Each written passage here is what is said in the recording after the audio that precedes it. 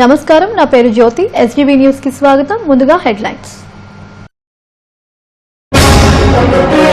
జీఎస్టీని నిరసిస్తూ వస్త్ర వ్యాపారుల బంద్ ఈ నెల 30వ తేదీ నుంచి మరింత ఉధృతం చేస్తామన్న విశాఖ క్లాత్ మర్చెంట్ అసోసియేషన్ నేతలు. ఏసీబీ వలలో మరో అవినీతి చేప. 5,000 లంచం తీసుకుంటూ రెడ్ హ్యాండ్ గా పట్టుబడ్డ ఆర్ఎం కార్యాలయ పర్సనల్ మేనేజర్ మురళీ మోహన్ రావు. విశాఖకు పొంచి ఉన్న యాంథ్రాక్స్ ముప్పు. కేజీహెచ్ లో బాధితులను పరామర్శించిన మంత్రి గంట. మెరుగైన వైద్యం అందించాలని ఆదేశం. ట్యాంకర్ల బోల్తాలతో బెంబేలెత్తుతున్న జాతీయ రహదారి. శ్రీనగర్ వద్ద విశాఖ డైరీ పాల ట్యాంకర్ బోల్తా, డ్రైవర్ క్లీనర్ కి గాయాలు.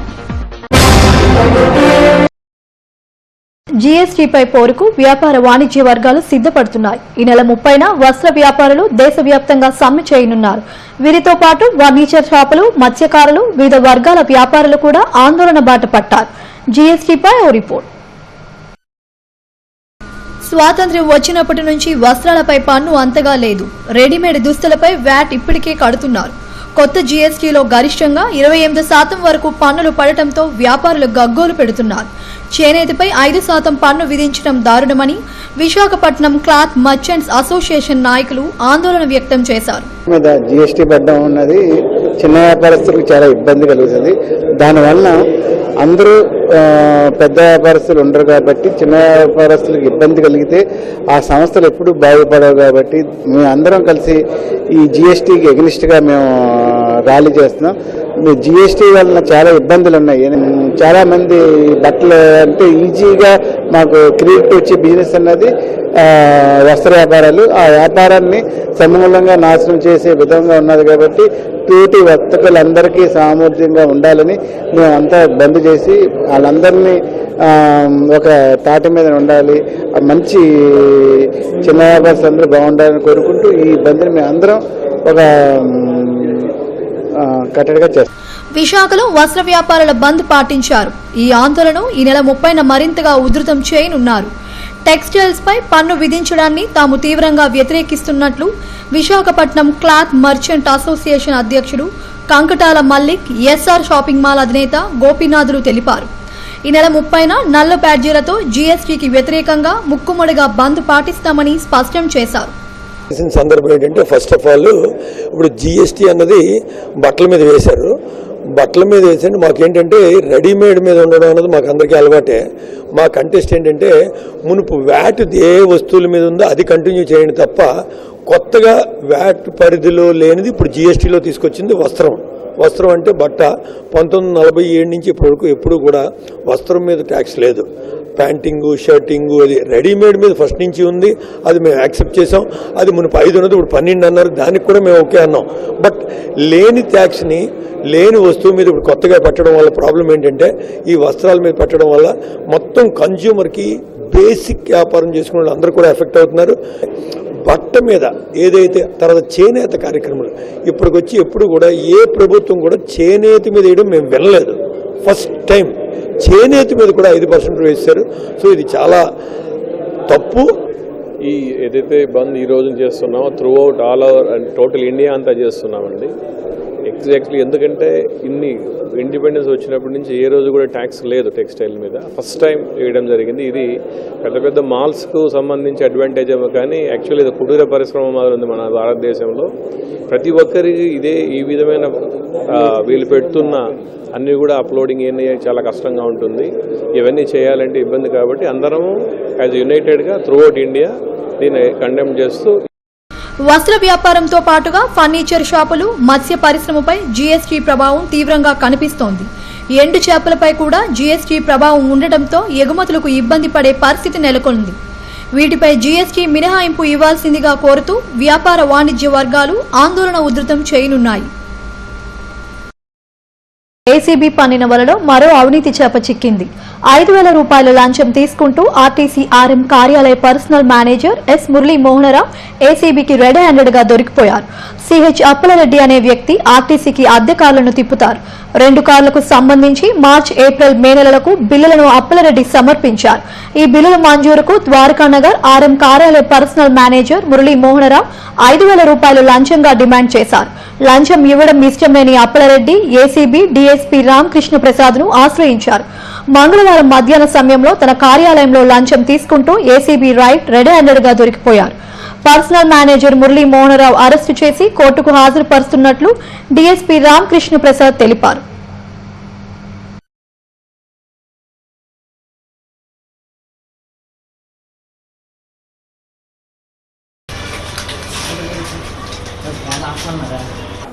ఈ కేసులో కంప్లైనెంట్ సిహెచ్ అప్పలరెడ్డి అండి. ఇతను హైడ్ కార్స్ పెడుతూ ఉంటాడు. ఏపీఎస్ఆర్టీసీకి హైడ్ కార్స్ 2 పెట్టాడు. వీటికి సంబంధించిన బిల్స్ మార్చ్, ఏప్రిల్, మేవి every month 5th hand over చేయడం జరిగింది. ఆ బిల్స్ ఇక్కడ సూపరింటెండెంట్ పాస్ చేసి పర్సనల్ ఆఫీసర్ పంపడం జరిగింది. పర్సనల్ ఆఫీసర్ దగ్గర ఆ బిల్స్ పెండింగ్ పెట్టుకొని 5,000 ఇస్తేనే ఆ బిల్స్ ఆర్ఎంకి సబ్మిట్ చేస్తామని చెప్పడం జరిగింది. ఈరోజు 5,000 రూపాయలు అతను టేబుల్ మీద పెట్టిన తర్వాత అతను అది తీసుకొని తన లెఫ్ట్ సైడ్ షర్ట్ ప్యాంట్ పాకెట్లో పెట్టుకున్నాడు. అక్కడ నుంచి మనం రికవరీ చేసాం. ప్రైమా ఫేసీ కేసు ఉంది, ప్రొసీడింగ్స్ నడుస్తున్నాయి. అతన్ని అరెస్ట్ చేసి స్పెషల్ జడ్జి ఏసీబీ కోర్టులో పెట్టడం జరుగుతుంది. విశాఖ ఏజెన్సీని ఆంథ్రాక్స్ కుదిపేస్తుంది. అరకు వ్యాలీ మండలం కోడిపుంజివలస గిరిజన గ్రామంలో 5గురికి ఆంథ్రాక్స్ నిర్ధారణ అయింది. కేజీహెచ్లో చికిత్స పొందుతున్న వారిని మంత్రి గంటా పరామర్శించారు. మిగతా ప్రాంతాలకు వ్యాపించకుండా జాగ్రత్తలు తీసుకోవాలని ఆదేశించారు. ఆంథ్రాక్స్ పై ఓ రిపోర్ట్. విశాఖ, తూర్పుగోదావరి ఏజెన్సీ ప్రాంతాలలో ఆంథ్రాక్స్ విష జ్వరాలు విజృంభిస్తున్నాయి. చాపరాయిలో విష జ్వరాలతో 16 మంది చనిపోగా విశాఖ ఏజెన్సీలో ఆంథ్రాక్స్ విజృంభిస్తుంది. 533 మంది జనాభా కలిగిన కోడిపుంజివలస గ్రామంలో మొత్తం 88 కుటుంబాలు ఉన్నాయి. వీరిలో కొంతమంది నెల క్రితం ఒక చనిపోయిన మేకను తినడం వల్ల ఆంథ్రాక్స్ సోకిందని వైద్యులు నిర్ధారించారు. 5గురికి ఆంథ్రాక్స్ లక్షణాలు ఉండటంతో కేజీహెచ్లో డెర్మటాలజీ విభాగంలో చికిత్స అందిస్తున్నారు. వీరికి ప్రాణాపాయం తప్పిందని మంత్రి గంటా శ్రీనివాసరావు తెలిపారు. కేజీహెచ్లో రోగులను ఆయన పరామర్శించారు. ఇది మిగతా ప్రాంతాలకు విస్తరించకుండా పటిష్టమైన చర్యలు చేపడుతున్నట్లు తెలిపారు. గ్వాలియర్ నుంచి ఒక నిపుణుల బృందాన్ని రప్పించి పరిశీలన చేయిస్తున్నట్లు చెప్పారు. గ్రామంలో ఈ ఆంథ్రాక్స్ లక్షణాలు కనపడటంతో ఒక 5గురు గిరిజన సోదరులను తీసుకొచ్చి కేజీహెచ్లో జాయిన్ చేయడం జరిగింది. ప్రాథమికంగా వాటిని పరీక్షించిన తర్వాత ఆ లక్షణాలు ఉన్నట్టుగా ఒక ప్రాథమిక అంచనా కూడా రావడం జరిగింది. అయితే ఇక్కడ మనం గత ఎన్నో సంవత్సరాలుగా కూడా ప్రత్యేకించి ఈ సీజన్ చేంజెస్ అయ్యే టైంలో, వర్షాకాలం వచ్చే సమయంలో ఏజెన్సీ ప్రాంతాల్లో ఎప్పుడు కూడా అప్రమత్తంగా ఉంటాం. వాళ్ళలో ముఖ్యంగా అవగాహన కల్పించే విధంగా, అలాగే వాళ్ళ ఆహార అలవాట్లు, ఏదైతే నిల్వ ఉంచిన మాంసం, చెడిపోయిన మాంసం తినటం, అలాగే కలుషితమైన నీరు తాగటం, ఇటువంటి కొన్నిటిని అవాయిడ్ చేయాలని కూడా ఎన్నో ఏళ్ళగా ప్రయత్నాలు చేస్తూ ఉన్నాం. ప్రత్యేకించి ప్రభుత్వ యంత్రాంగం అనేక మెడికల్ క్యాంప్స్ పెట్టడం, వాళ్ళని ఎన్ని చేసినప్పుడు కూడా ఇంకా అక్కడక్కడ ఇటువంటి సంఘటనలు రిపీట్ అవుతూ ఉన్నాయి. మనం మొన్న కూడా చూసాం. ఈస్ట్ గోదావరి చాపరాయి దగ్గర కూడా మనం ఎవరు కూడా ఊహించిన విధంగా పెద్ద ఎత్తున ఈ వ్యాధుల బారిన పడటం, ముఖ్యమంత్రి గారు కూడా వెంటనే స్పందించి ఒక ఎమర్జెన్సీ కాన్ఫరెన్స్ కూడా పెట్టి ఒక హెల్త్ టీం మొత్తాన్ని కూడా ఇక్కడ పంపించి దాన్ని మొత్తం కూడా అదుపులో తీసుకొచ్చిన సంఘటన ఉంది. కేజీహెచ్లో చికిత్స పొందుతున్న 5గురు ఆంథ్రాక్స్ రోగులకు తక్షణం వైద్యం అందించడం వల్ల ప్రాణాపాయం తప్పింది. కోడిపుంజివలస గ్రామంలో వృద్ధులకు గాని పిల్లలకు గాని ఇది వ్యాపించలేదని వైద్య వర్గాలు స్పష్టం చేస్తున్నాయి. అయితే ప్రజల్లో కూడా ఇటువంటి వ్యాధుల పట్ల పూర్తి స్థాయి అవగాహన కల్పించాల్సిన అవసరం ఉందని కేజీహెచ్ సూపరింటెండెంట్ డాక్టర్ అర్జున తెలిపారు. బ్యాక్టీరియా కానీ స్పోర్స్ వల్ల కానీ డిసీజ్ అనేది స్ప్రెడ్ అవుతూ ఉంటుంది. ఇది బ్యాసిల్లస్ యాంథ్రాసిస్ అనే ఒక ఆర్గానిజం వల్ల వస్తూ ఉంటుంది. ఇది సాయిల్లోనూ, తర్వాత కంటామినేటెడ్ గోడ్స్, షీప్స్, యానిమల్స్ అలాంటి వాటిలో కూడాను చనిపోయిన తర్వాత ప్రాపర్గా డిస్పోజ్ ఆఫ్ చేయకపోవటం వలన అవి నేలలోనూ తర్వాత వివిధ ప్రాంతాల్లోనూ ఉండటం వలన ఇవి గేజింగ్ టైంలోకి వెళ్ళిన తర్వాత ఈ పశువులకు కానీ, గోడ్స్కి కానీ, షీప్కి కానీ ఎక్కువగా వస్తూ ఉంటుంది.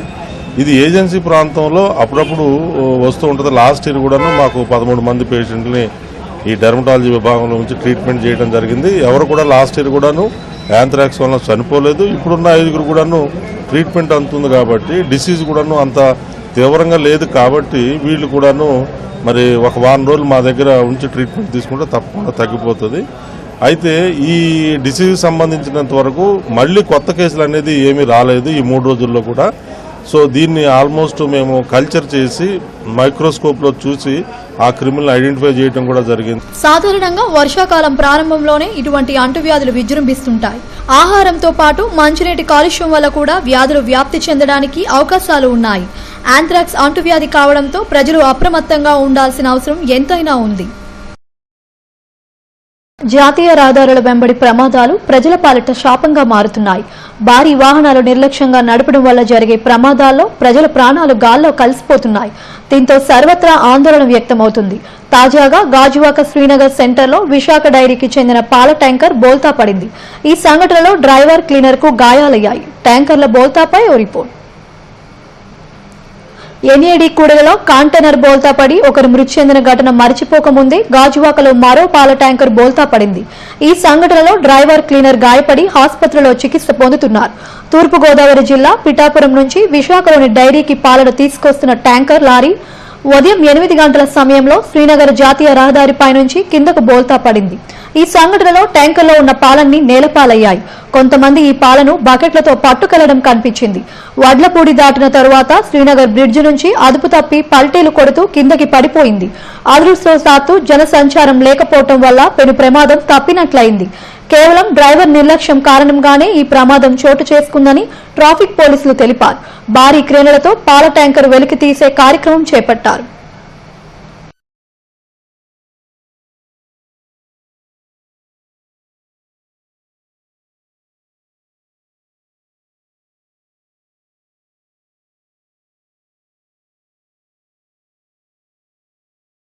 జీఎస్టీని వ్యతిరేకిస్తూ విశాఖ, విజయనగరం జిల్లాలో ఫర్నిచర్ షాపులు యాజమానుల బంద్ పాటించారు. ఫర్నిచర్పై ఎన్నడూ లేని విధంగా జీఎస్టీ పన్ను వేయడాన్ని తాము తీవ్రంగా వ్యతిరేకిస్తున్నట్లు ఫర్నిచర్ షాపు యాజమానులు తెలిపారు. కుటీర పరిశ్రమలుగా ఉన్న ఫర్నిచర్పై జీఎస్టీ భారాన్ని తగ్గించాలని డిమాండ్ చేశారు. నగరంలోని ఫర్నిచర్ షాపుల యాజమానులంతా జీవీఎంసీ గాంధీ విగ్రహం ఎదుట ధర్నా నిర్వహించారు. జీఎస్టీని వ్యతిరేకిస్తూ నినాదాలు చేశారు. ఈ సందర్భంగా విశాఖ ఫర్నిచర్స్ యాజమానుల సంఘం అధ్యక్షుడు రాజశేఖర్, కార్యదర్శి గుప్తలు మాట్లాడారు. జీఎస్టీలో ఫర్నిచర్పై 28% వేయడాన్ని తాము తీవ్రంగా వ్యతిరేకిస్తున్నట్లు తెలిపారు. దీనివల్ల అన్ని వర్గాలపై తీవ్రంగా భారం పడుతుందని చెప్పారు. వెంటనే ఫర్నిచర్పై పన్ను తగ్గించాలని డిమాండ్ చేశారు. ప్రత్యక్షంగా కానీ పరోక్షంగా కానీ అందరికీ 28% ట్యాక్స్ పడుతుంది. దానివల్ల ప్రతి కామన్ మ్యాన్ మీద కూడా దీని బర్డెన్ ఎక్కువ పడే అవకాశం ఉంది.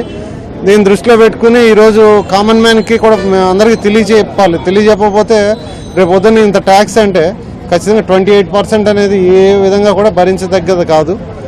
అందువల్ల గవర్నమెంట్కి మేము తెలియపరిచి, ప్రజలకు కూడా తెలియపరిచి దీన్ని మారుస్తారని మేము ఆశాభావం వ్యక్తం చేస్తున్నాం. డిమాండ్ 12%కి ఇంతకుముందు గతంలో 14.5 వ్యాట్గా ఉండేది, 1% టీఓటీకి ఉండేది.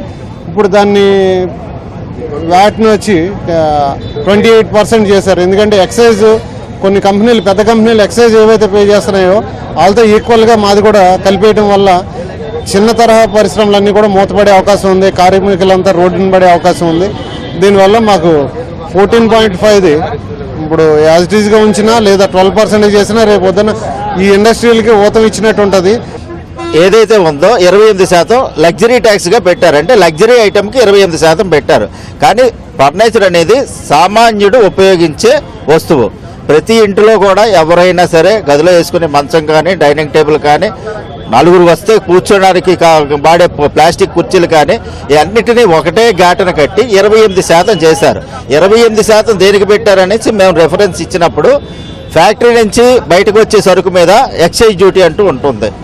ఎక్సైజ్ డ్యూటీ 13.5%, రాష్ట్ర ట్యాక్స్ అంటే ఎక్కువగా టర్నోవర్ ఎక్కువగా చేసి అమ్ముతున్న వాళ్ళకి 14.5% ఉండేది. ఈ రెండు కలిపితే 27% అవుతుంది.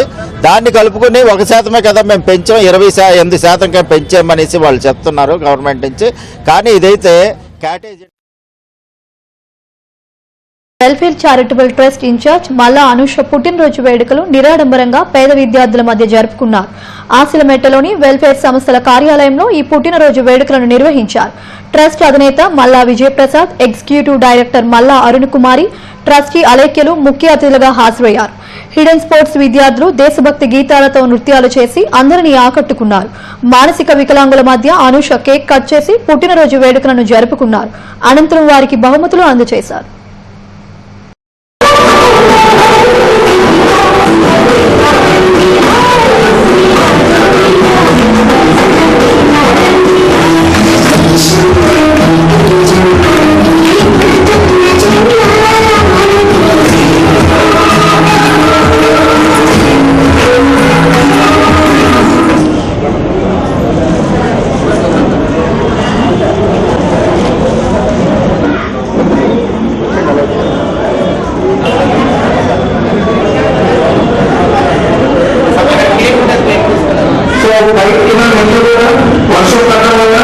జరుపుకోవడం అంటే ఒక కొత్త బట్టలు వేసుకోవటమే కాదు, పార్టీ సెలబ్రేషనే కాదు, ఇలాంటి అంగవైకల్యంతో ఉన్న వాళ్ళని, ఎవరు ఆదుకోలేని ముసలి వాళ్ళని వాళ్ళ మొహంలో చిరునవ్వు పెట్టించడమే నిజమైన పుట్టినరోజు అని చెప్పి చిన్నతనం నుంచి డాడీ మాకు నేర్పించడం జరిగింది.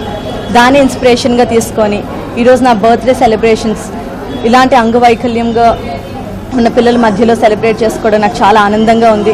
దేవుడు ఒక కృపతో ఇంకా అనేక పుట్టినరోజులు జరుపుకొని ఇంకా అనేక మందికి ఒక ఆదర్శంగా సహాయకరంగా నేను ఉండాలని మనస్ఫూర్తిగా కోరుకుంటున్నాను. Thank you. మరి వారి బర్త్డే సందర్భంగా అంటే మా కుమార్తె ప్రథమ కుమార్తె అనుష ఈరోజు పుట్టినరోజు సందర్భంగా డిజేబుల్డ్ పర్సన్స్ ఎవరైతే ఉన్నారో వాళ్ళని, వృద్ధులు, వితంతువులు, మరి అలాగే ఆర్టిఫిషియల్ లింబ్స్ గురుదేవ చారిటబుల్ ట్రస్ట్ వారి ద్వారా మరి అది ఇవన్నీ కూడా సేవా కార్యక్రమాలు మరి నిరంతరం చేస్తున్న విధంగానే ఈరోజు బర్త్డే సందర్భంగా, పుట్టినరోజు సందర్భంగా కూడా ఈ కార్యక్రమాలు చేసి వారందరి బ్లెస్సింగ్స్ మా బిడ్డ మీద ఉండాలని, ఈ కంపెనీ మరింత పురోభివృద్ధిలోకి వెళ్ళాలని, మరి వారు కూడా నిండు నూరేళ్లు ఆనందంగా సంతోషంగా జరుపుకోవాలని ఈ సందర్భంగా మీ అందరినీ కోరుకుంటూ మీ అందరి ఆశీర్వచనలు మా బిడ్డల మీద ఎప్పుడూ ఉండాలని చెప్పి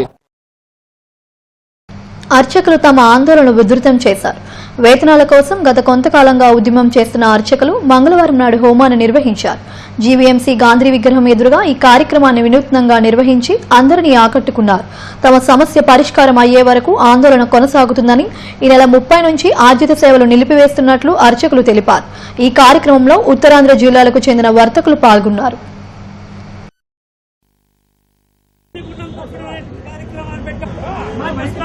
అమ్మవారి యొక్క దేవాలయాల్లో అగ్నిగుండం తొక్కడం అనేటువంటిది ఆచారం ఉన్నది. భగవంతుడు ఉంటేనే అర్చకుడు ఉన్నాడు, అర్చకుడు ఉంటేనే ఆదాయం వాళ్ళకి వస్తుంది.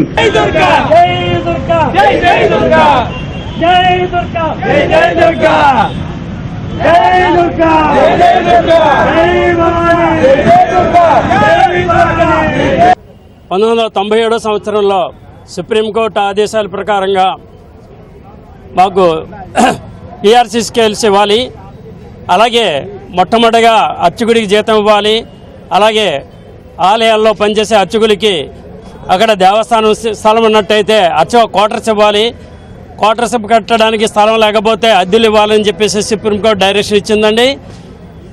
ఈ డైరెక్షన్ వచ్చిన తర్వాత ప్రభుత్వం దాన్ని అమలు చేయడంలో విఫలమై మమ్మల్ని రోడ్డుకి ఎక్కించారు. ఎంచేతనంటే దేవాలయానికి ఆదాయం లేదు, అంచేత మేము జీతాలు ఇవ్వలేకపోతున్నామని చెప్తున్నారు. కాబట్టి మాకు 65 సెక్షన్ ప్రకారంగా మాకు జీతాలు ఫండ్ ఏర్పాటు చేసి దాని ప్రభుత్వ స్కీమ్ వర్కర్లకు కనీస వేతనాలు అమలు చేయాలని, అంగన్వాడీ కేంద్రాల విలీన ప్రక్రియ విరమించుకోవాలని కోరుతూ సిఐటియు ఆధ్వర్యంలో సిబ్బంది నిరసనకు దిగారు. పెందుర్తి తహసీల్దార్ కార్యాలయం ఎదుట చేపట్టిన నిరసనలో ప్రభుత్వానికి వ్యతిరేకంగా నినాదాలు చేశారు. 3 అంగన్వాడీ కేంద్రాలను విలీనం చేసి ఒక కేంద్రంలో ప్రీ స్కూల్ ఏర్పాటు చేయాలని ప్రభుత్వం చూస్తుందని యూనియన్ నాయకురాలు అరుణ అన్నారు. నారాయణ లాంటి సంస్థలకు వాటి నిర్వహణకు అప్పగించాలని యోచిస్తున్నారని, వెంటనే ఆ ప్రతిపాదన విరమించుకోవాలని డిమాండ్ చేశారు. ఆశా వర్కర్లకు కనీస వేతనాలు, మధ్యాహ్న భోజన పథకం కార్మికులకు ఉద్యోగ భద్రత కల్పించాలని కోరారు. ఈ కార్యక్రమంలో అంగన్వాడీ, ఆశా, మధ్యాహ్న భోజన పథకం కార్మికులు పాల్గొన్నారు. చాలా అన్యాయం. నువ్వు ఎల్కేజీ, యూకేజీ, నర్సరీ పథకాలు పెట్టు, అలాగే వీటికి కావలసిన మౌలిక వసతులు కూడా కల్పించాలని చెప్పేసి మేము ఈరోజు డిమాండ్ చేస్తూ ఉన్నాము. సుప్రీంకోర్టు 15 మంది పిల్లలు ఎక్కడైతే ఉన్నారో అక్కడ ఒక మినీ సెంటర్ ఏర్పాటు చేయాలని చెప్పేసి మనకి ఒక తీర్పు కూడా ఉంది. అలా అమలు చేయకుండా 15 మంది లోపున్న సెంటర్లు ఏవైతే ఉన్నాయో ఆ సెంటర్లన్నింటినీ తీసేయాలని చెప్పేసి ఈరోజు ప్రభుత్వం సన్నాహాలు చేపడుతుంది. అందుకే 32/11 సంబంధించిన జీవో ఏదైతే ఉందో ఆ జీవోను వెంటనే రద్దు చేయాలని చెప్పేసి మేము అడుగుతూ ఉన్నాం. అలాగే తెలంగాణలోని ఆశా వర్కర్లకి 6,000 రూపాయలు ఇస్తుంది. అలాగే కేరళలో కూడా 7,000 రూపాయలు ఆశా కార్యకర్తలకి ఇస్తున్నారు.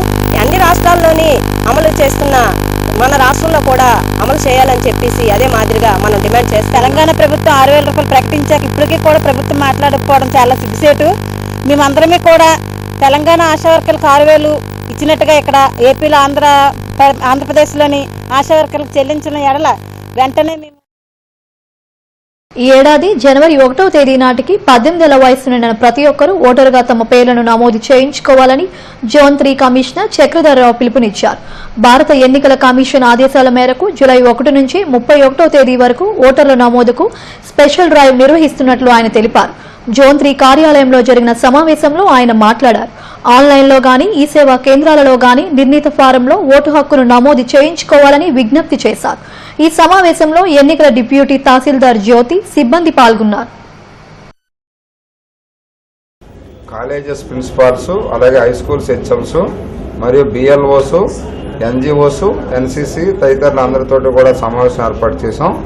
దీనిలో భాగంగా జనవరి 1వ తారీఖు నాటికి 18 సంవత్సరాలు నిండినటువంటి ప్రతి ఒక్కరూ కూడా తప్పనిసరిగా ఓటరుగా నమోదు చేయడం కోసం జూలై 1వ తారీఖు నుంచి 31వ తారీఖు వరకు క్యాంపెయినింగ్ నిర్వహించి అందరూ కూడా ఓటర్లుగా నమోదు అవడానికి చేసే ప్రయత్నము. టీఆర్ఆర్ చారిటబుల్ ట్రస్ట్ ఆధ్వర్యంలో గాజువాకలోని మదర్ తెరేసా ఆశ్రమానికి బియ్యం, నిత్యావసర సరుకులు అందజేశారు. ట్రస్ట్ వ్యవస్థాపకుడు తిప్పల రమణారెడ్డి ఆశ్రమ నిర్వాహకులకు అందజేశారు. ట్రస్ట్ నిర్వహిస్తున్న సేవా కార్యక్రమాలను మరింత విస్తృతం చేస్తామని చెప్పారు.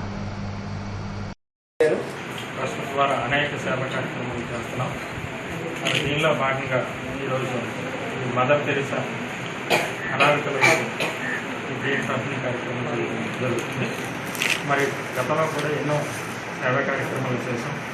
భవిష్యత్తులో కూడా ఇంకా మంచి మంచి కార్యక్రమాలు చేస్తానని చెప్పేసి నేను అందరికీ తెలియజేస్తున్నాను. హెడ్లైన్స్ మరోసారి.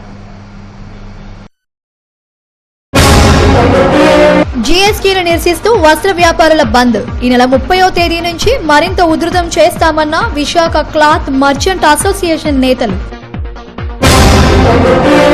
ఏసీబీ వలలో మరో అవినీతి చేప 5,000 లంచం తీసుకుంటూ రెడ్ హ్యాండ్ గా పట్టుబడ్డ ఆర్ఎం కార్యాలయ పర్సనల్ మేనేజర్ మురళీ మోహన్ రావు. విశాఖకు పొంచి ఉన్న యాంథ్రాక్స్ ముప్పు, కేజీహెచ్లో బాధితులను పరామర్శించిన మంత్రి గంట, మెరుగైన వైద్యం అందించాలని ఆదేశం. ట్యాంకర్ల బోల్తాలతో బెంబేలెత్తుతున్న జాతీయ రహదారి, శ్రీనగర్ వద్ద విశాఖ డైరీ పాల ట్యాంకర్ బోల్తా, డ్రైవర్ క్లీనర్ కి గాయాలు. ఇప్పటివరకున్న అప్డేట్స్. మరిన్ని అప్డేట్స్ కోసం చూస్తూనే ఉండండి STV న్యూస్.